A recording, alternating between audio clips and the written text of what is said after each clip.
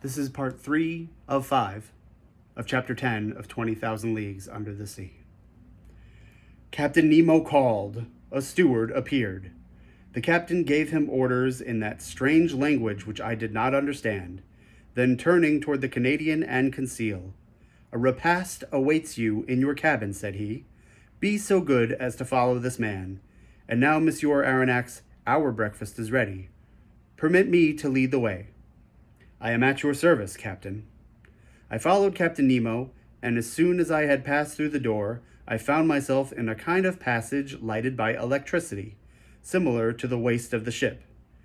After we had proceeded a dozen yards, a second door opened before me.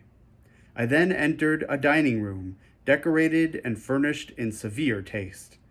High oaken sideboards, inlaid with ebony, stood at the two extremities of the room, and upon their shelves glittered china, porcelain, and glass of inestimable value. The plate on the table sparkled in the rays which the luminous ceiling shed around, while the light was tempered and softened by exquisite paintings. In the center of the room was a table richly laid out. Captain Nemo indicated the place I was to occupy. The breakfast consisted of a certain number of dishes, the contents of which were furnished by the sea alone, and I was ignorant of the nature and mode of preparation of some of them. I acknowledged that they were good, but they had a peculiar flavor, which I easily became accustomed to. These different aliments appeared to me to be rich in phosphorus, and I thought they must have a marine origin. Captain Nemo looked at me, and I asked him no questions, but he guessed my thoughts, and answered of his own accord the question which I was burning to address to him. "The greater parts of these dishes are unknown to you," he said to me. "However, you may partake of them without fear. They are wholesome and nourishing.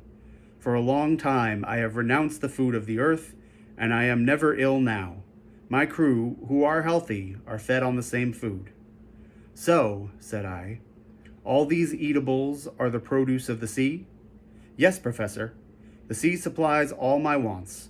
Sometimes I cast my nets in tow, and I draw them in ready to break. Sometimes I hunt in the midst of this element, which appears to be inaccessible to man, and quarry the game which dwells in my submarine forests. My flocks, like those of Neptune's old shepherds, graze fearlessly in the immense prairies of the ocean. I have a vast property there, which I cultivate myself, and which is always sown by the hand of the Creator of all things. I can understand perfectly, sir, that your nets furnish excellent fish to your table. I can understand also that you hunt aquatic game in your submarine forests, but I cannot understand at all how a particle of meat, no matter how small, can figure in your bill of fare. This, which you believe to be meat, Professor, is nothing more than fillet of turtle. Here are also some dolphin livers, which you take to be ragout of pork. My cook is a clever fellow who excels in dressing these various products of the ocean. Taste all these dishes. Here is a preserve of holothuria, which a Malay would declare to be unrivaled in the world. Here is a cream, of which the milk has been furnished by the cetacea, and the sugar by the greater fucus of the North Sea. And lastly, permit me to offer you some preserve of anemones, which is equal to that of the most delicious fruits."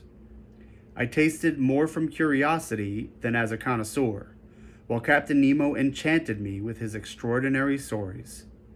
"You like the sea, Captain?" "Yes, I love it. The sea is everything. It covers 7/10 of the terrestrial globe. Its breath is pure and healthy.